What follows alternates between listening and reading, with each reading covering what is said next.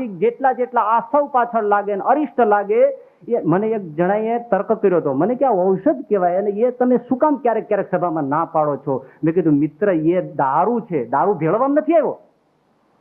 સુરાવઈ મલમ અનાનામ, એ અનાજનો મળ છે દારૂ.